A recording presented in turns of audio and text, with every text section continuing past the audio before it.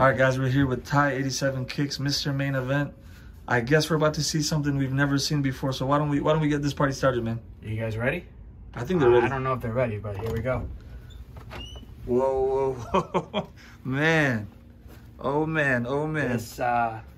This sneaker room is a true sneaker room. I wanted to make it like a museum, so whoa, this is it. Whoa, whoa, whoa! Can we walk? Is it okay? Of course, yeah, of course. Oh man, there's more on this side, brother. Look at this. Wow. It just keeps driving. There's more coming in. So this is not even all the pairs. This is just stuff that is here. I still have about 250 pairs that's in storage. So my first question is, how do you have this organized? I have everything from Jordan 1, starting at Jordan 1s. Okay. And I'll move, which are my favorite silhouette, favorite model. I have the most of, like currently I have about 175 pairs of just Jordan 1s. Then of course we go into 2s, 3s, 4s, 5s, 6, and then just continues into like Air Forces and LeBron's, basketball. You come over here, there's Off-White, some of this like more rare like Off-Whites and the SBs, Dunks, and it's just a little mix. And if you'll see a bunch of empty spaces, that's because there's more stuff on the way. So I'm constantly like bringing in more of my shoes. So there's more pairs of Jordan 1s coming. There's going to be Off-White 2s in there. There's more 4s coming in. So yeah, this is. So talk to us about this, man. What are the belts symbolize? So, I mean, I'm a huge wrestling fan. Like wow. I've been watching wrestling for about 30 years. And when I'm telling you I'm a wrestling fan, I'm a wrestling fan. Like I have friends that work for the WWE. So I pretty much go to every event that comes to Chicago or anywhere in the Midwest. And, you know, they've blessed me with some belts, like the Intercontinental belt. This one that was actually made for us and given to us, it actually has our last name in it. You know, it says thanks for everything, Neil, Neil is a great guy. He works with WWE Music. These are all authentic. So these are like, when you pick this up, it's like an actual belt. It's heavy. It's heavy. This one is Undertaker's belt. It's actually signed by Undertaker when he came to Chicago. Wow. I got that signed. And then that's another, all the events we go, I just throw it in there. And then, so they knew I had a son. So they sent me, oh, man, that's cute. Little championship belts for him. So, you know, we got to keep it in the family. And mashallah, man. Yeah. And we see some, you got some more merch over here. We got some. So this wall is unique because when people come in here, I want people to see all parts of me. Right? There's the nerd, there's the fashion side, the sneaker side. I love toys, I love art, and so it's a little mix of both. If we start, for example, here. This was actually made for me. That's a drawing of me. Oh, that's tight. Somebody made that and sent it to me as a gift. And now I started pretty much any flyer you see has that. So they use that at all events when I'm in events, you know, stuff like that. I have to interrupt you, bro. What is this that I'm looking at right here? So this was actually sent to me as well. So this is, again, like Jordan 1 being my favorite shoe silhouette.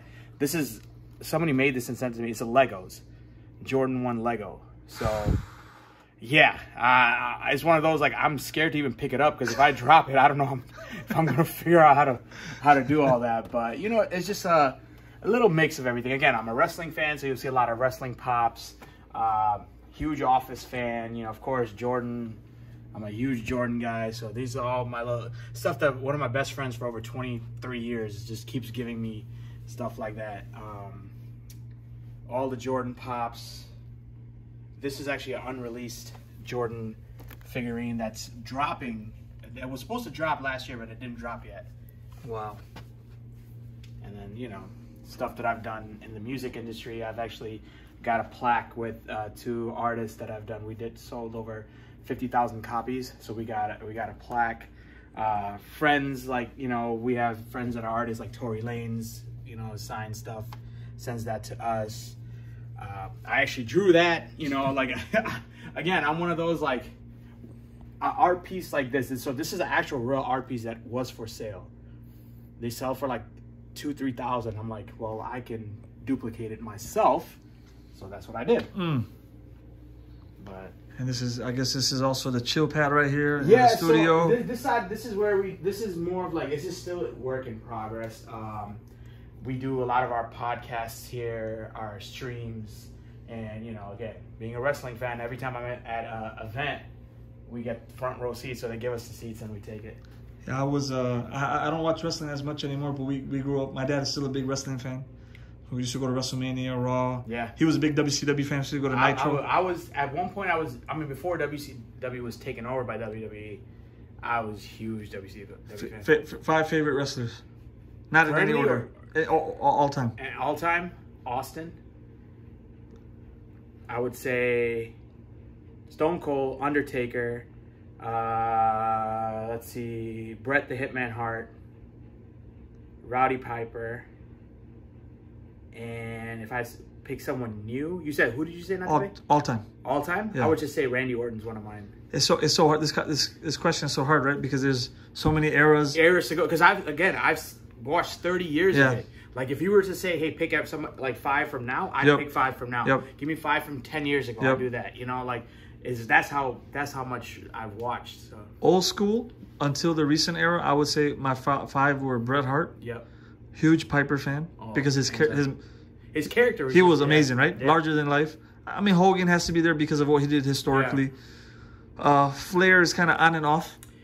Believe it or not, he's still here. Yeah. You know, now his daughter's wrestling. Yep. So and his son-in-law is wrestling. So I mean, there's so many old school guys that are larger than life, right? Yeah. I remember when I was small, man, I was like 5 or 6. My dad took me to Chicago Stadium or wherever they were. And I remember Earthquake and Typhoon came in.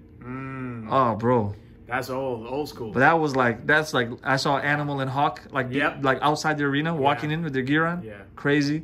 New school, if you want to consider The Rock new school, because of what he did. Yeah, he's still, I feel he's more still Attitude Era.